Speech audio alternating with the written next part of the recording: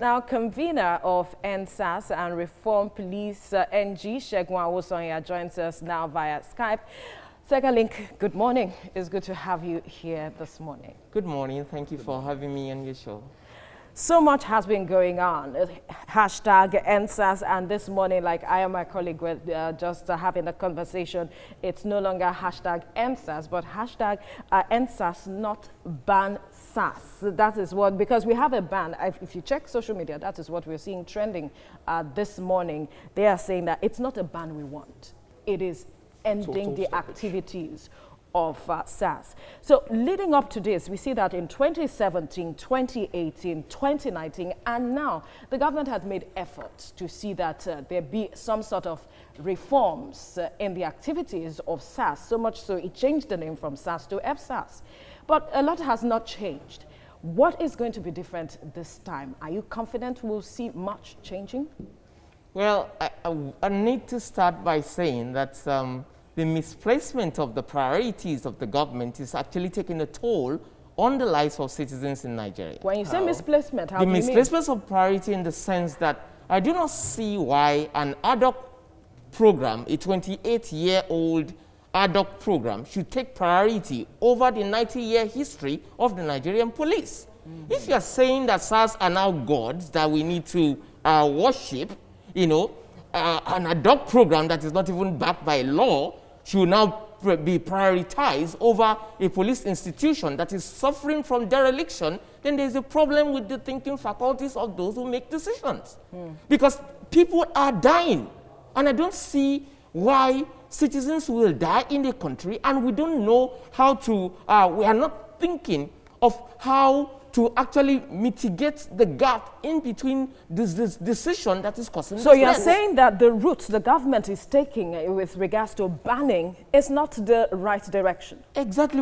They are banning activities. It's like you're treating symptoms instead of you going deep into the dialogue. And I must say that already with the Administration of Criminal Justice Act 2015, with the Anti-Torture Act 2017, with the fundamental human rights proceedings that we have access to, with the Police Act 2020, with the Violence Against Persons Prohibition Act of 2015, there is no place for impunity if those laws are fully implemented. And we're saying that the tactical squads, the way they have outlived their purpose and their usefulness. Shut them down and then review them. And let me explain that. You say review them. No, when we say shut them down, in other words, the programs have outlived their usefulness. All the tactical squads, shut them down. Reform holistically the entire police system. Because right now what they are saying now is that the police is useless. SARS is the only functional element. How do you mean it has outlived its purpose? Are you saying that criminal activities are not on? Are we not still seeing issues of cybercrime and all of that? How have they outlived their purpose? SARS were not designed to fight cybercrimes. And you don't the issues that they were asked to address, is that over in the society? That's what we are asking now. I must say that the issue, as it is now, can you tell me how many times you've seen heavy armed robbery activities that have been quelled by SARS? Most of the problems we have been seeing in the past 4 years have been about SARS. In other words, they have become the problem that they have been created to solve. So I would like to ask now on that premise, who can get SARS under control? Actually, what is supposed to happen is this. When you need a tactical squad, they are the soldiers within the police system. The police system in a democracy is not driven by belligerence. Right. It is driven by intelligence. Absolutely. It is driven by community policing principles, which means police themselves must understand the society that they operate in enough to win trust of the people, work with the people, and investigate crime without abusing human rights. The police acts that we have now simply has situated the functioning of the police in such a manner that they have to operate accountably and transparently, number one. Number two, obey fundamental human rights according to the African Charter and other charters that we have signed, we are party to. And thirdly, cooperate with other institutions, civil society groups, and also, investigative agencies that are from the private sector in order to win trust. Now, if you look at this basic or these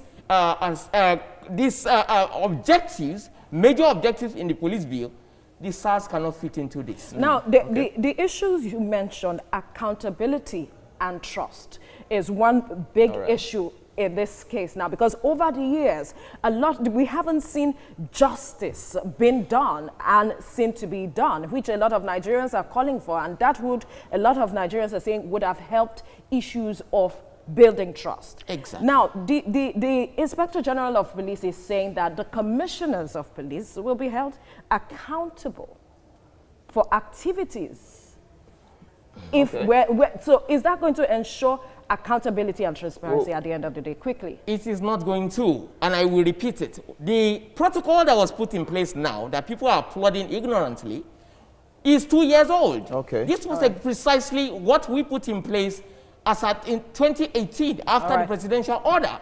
And as at that time, when we had a change of IGP, this same IGP repealed this protocol that was you know, we have to leave it here now. Talk about this more. Segalink, we'll continue this conversation. Thank you so much for your time. So I will read you something from Amnesty International. Of course, it's talking about the Anti-Torture Legislation Act that was passed in 2017. It says here, the Nigerian authorities have failed over the years to prosecute a single officer from SARS, despite the anti-torture legislation passed in 2017.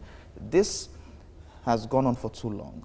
How has this non-prosecution of these officers fueled their activities? I think that we must begin to look at the level of seriousness that is put behind disciplining the police officers themselves. If you look at what the provisions of the Police Service Commission is, if you are to report one officer or two officers, and they are supposed to investigate such officers for crimes or so, it's going to take about a year or so before you can be able to get justice. That's a long time. And that's a long time. So when you look at the lack of supervision and lack of consequences for actions like that, and the fact that the system has been built in such a way that it seems to reward impunity, you know, so that's one of the reasons why we're saying, shut this down. Let us rethink it. We're better than this.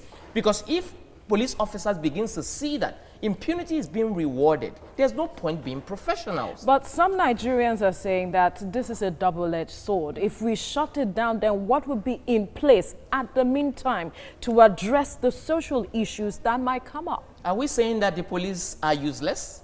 Are you saying that the police should be disbanded? No. SARS and the tactical squad officers are also members of the police. Absolutely. So what we're saying is this: while you're subjecting them to psychological evaluation, those who pass those tests and all and are fit for society and have been brushed up on the current laws, we have the new Are we ready to go through that route? Process. We should demand that, readiness for that. Because And that is why this protests we are having, is that what they are demanding? the protest is simply an expression of discontent by these citizens. This is the workforce of Nigeria being killed on a daily basis. So they need to show, you can't continue to have them have their pent-up anger, you know, without them expressing themselves. So that is a different thing. We are engaging government across different platforms. We have already facilitated bills that have become laws. And now what we're doing now is to ensure the laws are implemented, to ensure the laws are evaluated, to ensure that we begin to measure the progress, you know, through which the progress of the legislation itself. So, now, to ensure efficiency and effectiveness, where do we begin? If as much as we want to end SARS, there's also the aspect of trust.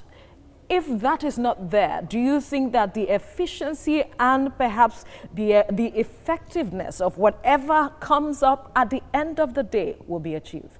it will be, because we have already won the argument of end SARS or reform SARS. There's no such thing as reform SARS. It's just a propaganda for those who are benefiting from the rots in the system.